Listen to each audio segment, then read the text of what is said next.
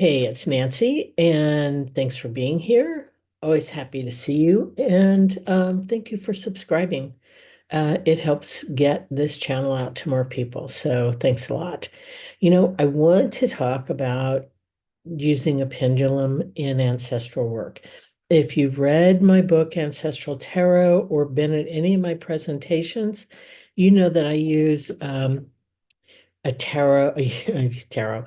I use pendulums almost every day because if I want, let's say that an ancestor has made themselves known to me through tarot, and I want to know more about them, I'll use the pendulum to pinpoint first the continent upon which they lived, then the country, and then if I'm very lucky, I will find a map of the country in the time period that we're looking at because I've used the pendulum to find out when they lived.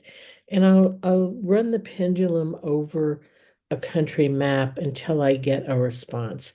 And for me, maybe different for you, for me, when I'm in the right area, instead of swinging, my pendulum will kind of shake. Okay, so there are tons of uses for pendulums in ancestral work, and I'm thinking about doing a series just on the pendulum and using it. But for today, just know that there's a lot of uses for it. But that's actually not what I wanted to talk about. I wanted to talk about how you choose a pendulum. And I know for some people that don't have a metaphysical shop anywhere near them, you basically have to order one online. And my experience with ordering ones online is I can pretty much use any pendulum. So why do I care? Well, I do care.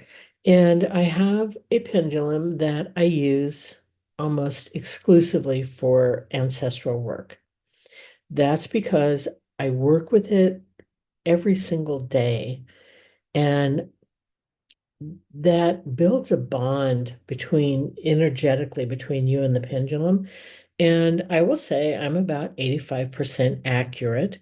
I'm not 100% accurate. So if you get some weird pendulum reading, consider that you're 15% that you're not going to be right. I don't worry about it that much. So the other thing that I do is let me just recalibrate my thought. Another way that you can choose a pendulum other than either ordering it online or going into a shop is just seeing how you feel about the stone. I mean, there are some stones that I really love, and like I love lapis, just because I love the color blue. But I know innately that a lapis pendulum is not a good pendulum for me.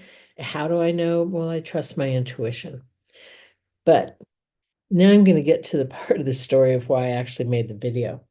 So if you're on Facebook, you might know Kat Wilcox Remick, and she has a wonderful business of making beautiful things like bath bombs and aromatherapy things and sugar scrubs and just these wonderful self-care things. And she was at the Kingston, Ontario conference in Canada that we just got back from. And she gifted both of us a bag of her beautiful goodies. Well, when we had to pack to come home, we had to take everything out of the bags and put them in a box to mail home. And so everything she gave us was the same, basically, except she put in two pendulums that she had made. So we didn't know whose was whose. And I don't have one of them. It's in the other room.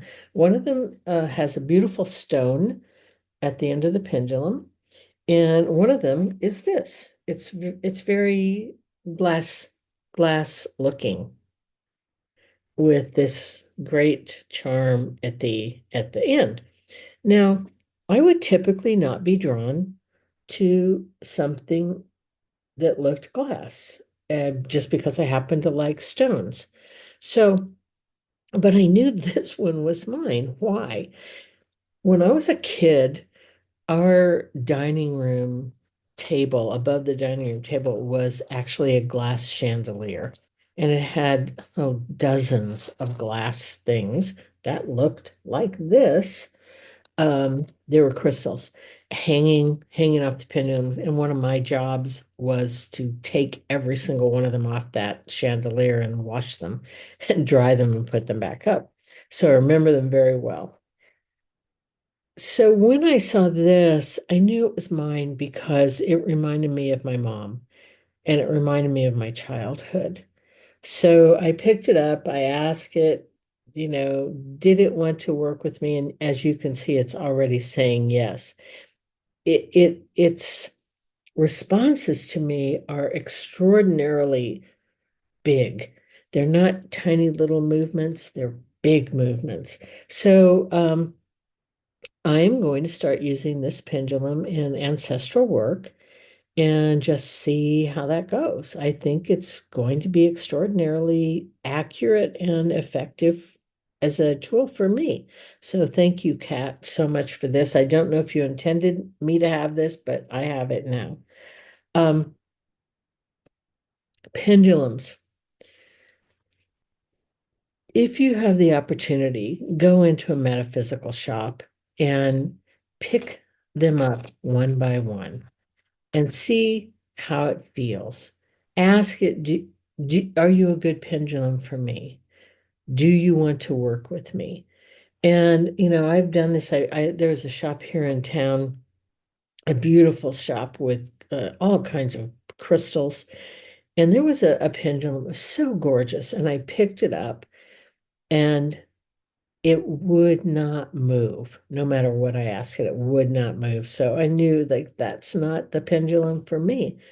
I think why I'm making this video, because I've seemed to have gone all over the place, is pendulums are incredibly personal, and some will work for you great. Some will be fabulous. Some will not. Um, trust your intuition. Trust your intuition. Trust what the pendulum triggers, like this triggering the dining room chandelier when I was a kid. Um, I think that's what I have to say. I want to make another video about how to use the pendulum, which will come later. But for now, I just want you to be aware there's tons of stuff out there, tons of pendulums. Trust your intuition, pick them up, see if they want to work with you. And don't be surprised if something that you didn't think was yours actually is yours. So until next time, I will see you.